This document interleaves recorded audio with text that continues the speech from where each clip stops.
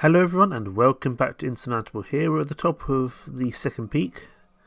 Definitely was not an easy peak to climb. All the way down there we've had to come from, but we've made it now. And now we've got to make it to our final destination. But we've only got one use of our tent left, and things can always go bad on the way down as well as the way up, so we have to be a little bit careful about that. We've had a few issues with our energy throughout this entire mission. But this is kind of the second major mission, so it does make sense. Things are also very cold at the moment, which isn't going to help with our body temperature. So we need to keep an eye on things. We need to make sure we don't do anything too strenuous to get ourselves in trouble, because then that would not be good at all. We've only got so much energy left, so we're going to need to just bear that in mind, that we might need to use our tent at the wrong time of day, which is not ideal. But we'll have to just make it work. You discover a buried chest. We can dig it out, but that's a lot of energy that I don't think I'm willing to spend, really. I don't think I'm really willing to spend that, because we have such little energy left anyway. I'm hoping that this meeting with someone might be a little bit better, in fact. It's not that far to go, but we don't have a huge amount of space left in general. We're not going to follow the tracks. We don't have the energy to do so. We're just going to search the backpack. Sadly, there's nothing in it, but we do get a little bit of experience that might help us in the long run. Now, where is the best route for us to go? It's going to be down this way. We'll go to here, and probably at some point we'll need to sleep out in the open. Maybe we'll sleep out in the open right now. If I don't use the tent, I lose a little bit of body temperature, but nothing too bad. I do lose quite a bit of oxygen and sanity, but we have the ability to... I'm fine with that. We have the ability to get more oxygen and more sanity back in our system with our oxygen bottles, with our moon drugs, etc. I could even now sleep again, but then that might not go well at all, because that would really knacker our body temperature, even if I slept for just a brief time. But I think we'll actually do that, because then we're back on the right time of day. We can use an oxygen bottle, because we're still, if we need to, because we're still in the death zone. We don't need to necessarily be in the death zone for a huge amount longer. Let's go there for now, because we're having to kind of go around sideways just to get there, because this massive bit of mountain here is not traversable on, at least not for us.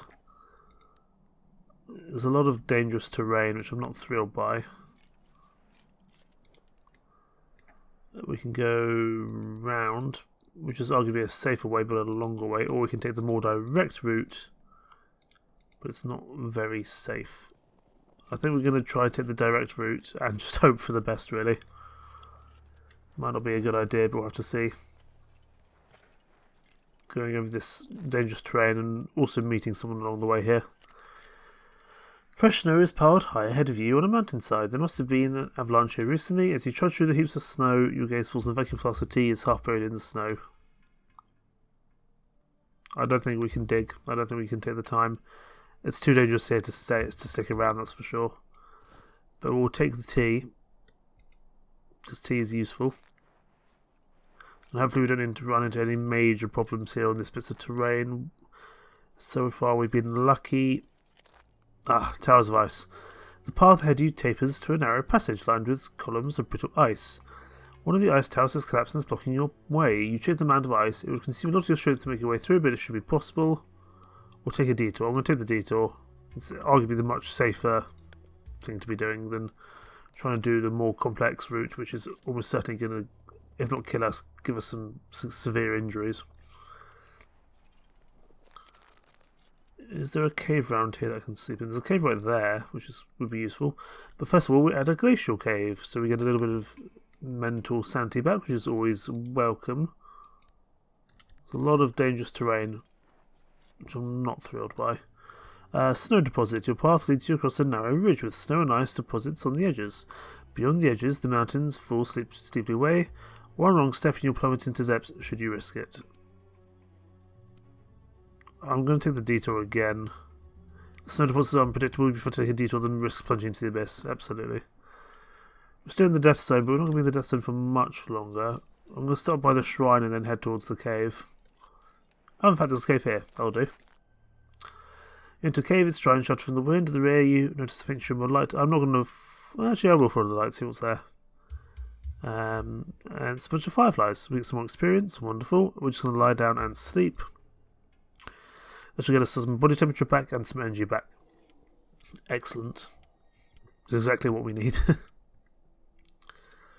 We'll head up to the shrine as well, just because the shrine... I mean, it puts us back in the death zone, but we might get something useful from it. Shrine gives us sanity or warmth. I'm going to take the warmth. I think sanity we're doing okay on. We've also got the moon herbs, aka drugs, should we need them. And we'll head this way, and we're actually going to leave that cave, because we might need that cave for another purpose. You know, I'm not entirely sure that this will be the end, even if we make it to this beacon. The branches of a nearby bush are completely covered in spider webs. As you take a closer look, you notice several spiders vanishing into a hole in the ground. You bend over to inspect the hole. It looks like there's something hidden in there. Do we really want to reach into the spider nest? That feels like a terrible idea, but we're going to. Spiders skitter over your hands, but they don't hurt you. Your fingers brush something soft, a cloth bag. You put it out and discover equipment inside. Hiking staffs. That's useful on flat terrain. It's not going to be that useful for us, but we'll put it on because we don't have anything in that kind of tool hand anyway. We may as well. Body temperature, I think we're doing okay on.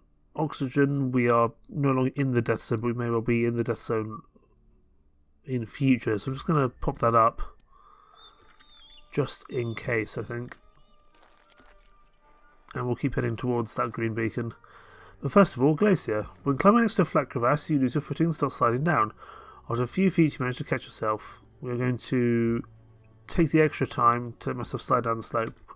Whereas if we went the really quick, aggressive way, it may not end very well. So that's why we did that. There's actually quite a few caves in this area, which is nice. Back in the death zone, this is why I decided to pick up another oxygen level up, because I can then use my oxygen bottle to top myself up, should the need arise. We will just, I think, use one now. Because now there should be no issue with our oxygen going forward. I mean, we're nearly at the extraction point anyway. But I'm just aware this might not be all of it.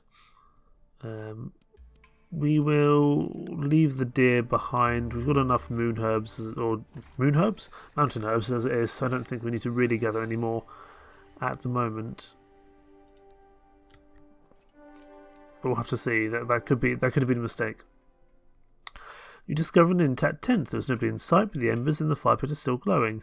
The camp is obviously being used by someone. I'm not going to take anything from there then. We don't want to be a thief of valuable mountain supplies that someone may well need. But the shrine should give us something useful, hopefully. We can regain warmth or sanity. We'll take the sanity. I'm going to head down here. See what else we find. Because I don't know if these kind of events contribute to the experience we receive at the end of the mission, but it's still worth doing. The Northern Lights, Aurora Borealis. What a lovely sight that would be to go actually see in person. Okay, let's go get to our beacon and see what happens there. There's a little bit of tough terrain, but hopefully we should be okay. We'll have to see. There's a couple of caves and stuff around here we can stop by if we need to keep going somewhere else. Given this is the second major mission, there may well be some more bits to go yet. Including rubble. You encounter a slope filled with rubble. Even your very first step on it sets off a mini landslide, with stones rolling out from under your feet. We are going to find a different path at the cost of time and temperature, but I think it's arguably the much safer thing to be doing. Red glow. Exhausted, you crawl into a narrow cave. You are safe here. As you descended, your amulet grew hotter and hotter, its colour gradually shifting to yellow. The stone was soaking up with the radiation like a sponge soaks up water. Now it's turned a glowing red. You start to worry that this amulet will burst when you hear a shrill siren in the distance. Time will be reset soon. Will the radiation be enough to break you free from the time loop? You'll have your answer soon. I'm guessing not, because this is only the second major mission. This is okay, so we get a bunch of level ups and mission rewards. Excellent. We climbed in bad weather quite a bit, and we crossed a lot of dangerous terrain, goodness me. It was quite a tough mission in terms of the terrain. But I'm glad that we didn't have too many major issues. We haven't had any major health concerns yet, but of course that could very well change as time goes on. We get some more points, we get some more capacity, some more unlocked items, wonderful, environment knowledge, all very useful indeed. I suspect there's going to be a little bit of story to go yet as to what's happened and why things haven't fixed itself just yet. When you wake up, you immediately look towards the mysterious stranger. Her expression doesn't reveal whether your attempt to reverse the time loop was a success. Excitedly, you tell her everything about everything you saw, including the initials on the antenna. You want to know what it means. Can't you see? You've already been up there at least once. Probably multiple times. We've met each other many times too, out there, and here in the station. But you don't believe me. It's only since you've had the amulet that your memory lasts past a single time loop. It allowed you to regain consciousness, and now you remember everything. Doubt gnaws at you. Wouldn't it be better just to forget? The pain, the fear of being trapped here forever. Why didn't the stranger tell you everything right from the start? And what might she still be hiding from you? Look, I know the situation we're in is no easy one. I wanted to give you time to get accustomed to it all. You know, it took me years to understand any of this. The importance of the stone in particular remained a mystery for a long, long time. It's the key to this prison. Prison? Does that mean you scaled the summit with the antenna for naught and you're still stuck in the time loop? The stone is overheated, just as it should be, but it didn't break the time loop. Please give me time to think about this. In the meantime, you should probably go train some more. It's not over yet. Damn. So we completed Mountain 2, but we can't complete Mountain 3 until we do at least 3 side missions in Mountain 2. So maybe we can have a look at what we need to do here.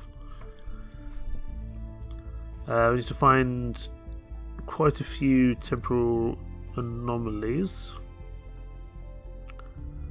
or a couple of scaling the summits. And of course, if we do certain things with certain people, that will help get us some extra skill.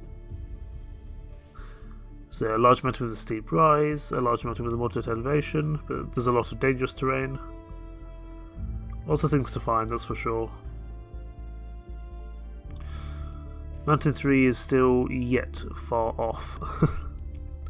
Let's go see some of the upgrades that we can do. We've got the ability to do a little bit. I'm going to take reduced body temperature at night because we are actually out and about in the night time quite a bit. So I think we'll confirm that. In terms of our characters, we've got a little bit more experience with all of our people actually. So we'll start with the adventurer.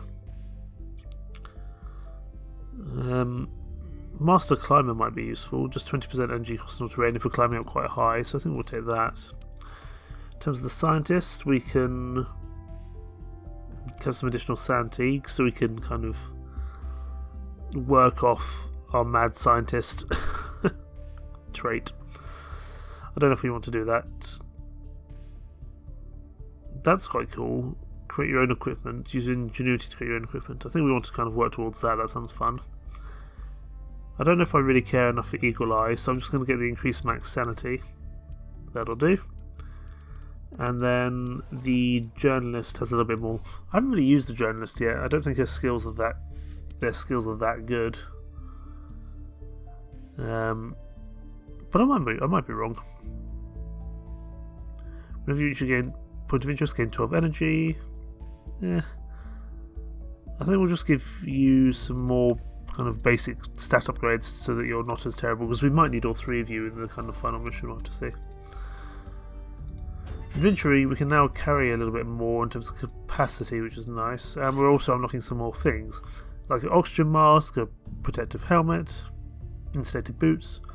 So if we're going into somewhere where it's completely the death zone, we will probably take the oxygen mask with us, or should we be climbing a lot on ice, then we can do the crampons. It really depends. That's the good thing about this. So next time we will carry on with a new mission. I think we'll probably go for one of the scaling missions. I think that's probably the best one we can do. And then we'll probably do the temporal anomalies with the 2 characters so that we can get the best use out of our side missions. And then we take on the side mission, the last mission, Mountain 3, the tough one. The highest and the mightiest mountain needs to be climbed, but we need to get all the requirements to get there first. Anyway, more of this to come soon indeed. Thank you so much for watching. Take care. Bye bye.